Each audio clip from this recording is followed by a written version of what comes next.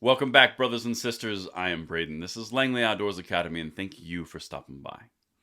All right, guys, what we're going to talk about on this episode of the Bullet Points is going to start you off on a Friday right. What would you do, and what would you respond in the comments field below if I told you the ATF may have just received the lawsuit that's going to curtail all of their overreach? That's what we're going to talk about. Firearms Policy Coalition is at it again. Everything linked in the description box below. I cannot wait to hear what you guys think about this one. Now, if you are new or you're in the Second Amendment world and you like these videos, we are always looking to earn that subscription. So if you think this earns that subscription, there's some value, and you think there's a benefit to jump in the fold, we'd love to have you and thank you in advance for your consideration. But now we're going to get to the sponsor of this video, Excess Sights. They made the videos this week possible, and they have a specific discount just for you guys for watching this channel. And then we're going to hit this ATF, potentially silver bullet. Now, Excess Sights is known for making the fastest sights in any light. For more than 25 years, the Excess team has created some of the most innovative sights on the market today for pistols, rifles, and shotguns. Whether used for personal defense or hunting, these sights are designed and built to be the absolute best for their specific purpose. And Excess Sights has offered you a 10% discount coupon for being a viewer of this channel for the rest of the week. Use code XSSights10 in the link in the description box below for your discount. And thank you to Excess Sights for one, sponsoring the videos, and two, hooking you guys up with that discount on something you may have an eye on. But what we're going to talk about today encompasses a lot of things. You've got the ATF overreach. You have the bump stock ban. You have the redetermination of what a machine gun is. You have pieces of metal turning into a machine gun. Triggers turning into machine guns. You have, what's that other one? Oh yeah, ghost gun rules that all of a sudden are reinterpreting existing law.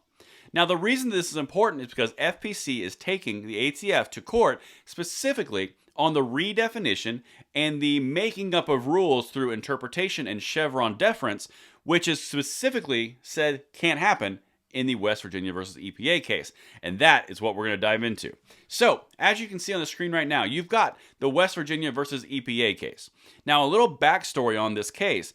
Essentially what happened was the EPA said, well, we have all this regulatory authority, so we're going to determine that carbon dioxide is now a toxin, and therefore we have power over all of these regulatory agencies, all of these different power plants, everything, because we changed the definition. Well, the Supreme Court said you can't do that because West Virginia sued them because they're an energy-based state. So now, individual bureaucracies can't just make up laws because Congress didn't pass a law on it, and they say, well, we interpreted it this way. That's in a nutshell. It's linked down there if you want to see it. But apply that same bureaucracy implication from the EPA to the ATF, and that's where we're at. And that is what we're going to dive into. FPC files new lawsuit challenging ATF frame or receiver rule. Now, this came out Thursday, so this came out yesterday. This is a new thing. It was just filed. But listen to what they did, because this is very, very important to understand the way they're going, because the way they've laid this out has a very good chance at undermining all of the ATF overreach. Check it out. Fort Worth, Texas, August 11, 2022. Today, Firearms Policy Coalition filed a new lawsuit challenging the ATF's rule that would create new terms and enact a slew of regulations for the agency to enforce, including ones that would treat non-frames and non-receivers as if they were actual frames and receivers of weapons. The complaint in Vanderstack v. Garland can be viewed at fpclegal.org, and everything's linked down there if you want to see it. The important thing here is the exact same way that the EPA decided to change the definition of something, they're doing the same thing in the ATF with all of these infringements. This is important because there's now precedent that the Supreme Court has already ruled on this. Keep on shooting this up the chain, all you're going to run into is an existing Supreme Court ruling. That's incredibly important. Again, this could be the silver bullet to the ATF's overreach. Quote, the final rule defies the plain language of the Gun Control Act and long-standing agency interpretation suggesting that the items at issue here, sometimes colloquially referred to as receiver blanks, unfinished frames of receivers, or 80% frames of receivers, are not firearms, said the complaint. Through this rulemaking, however, the agencies are attempting to create a broad, sweeping definition by including items that are not yet the frames or receivers of such weapons and included in frame receiver kits.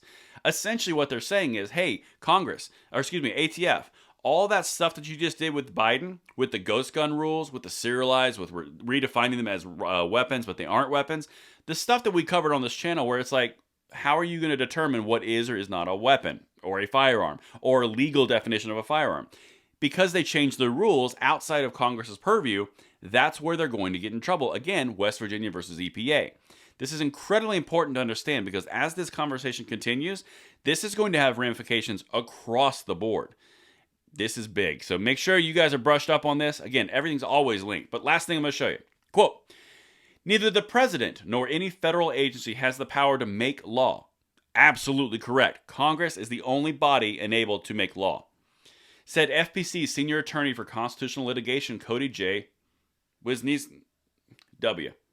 Quote, the Constitution is clear. Congress has the power to make law, and the executive branch is limited to enforcing that law. But here, President Biden openly admitted that he would circumvent Congress and have the DOJ and the ATF issue new regulations that go well beyond congressionally established law and seek to greatly expand the ATF's reach. FPC will not stand idly by while the federal government tramples the rights of peaceable individuals through agency rulemaking. I stumbled all kind of through that. Anyway, the whole point here is they are laying this out in an incredibly succinct way. You've got the executive branch, which is overstepping the legislative branch. They are trying to make rules from the executive side of the aisle because they cannot, or side of the government, because they cannot pass anything through the legislation in Congress.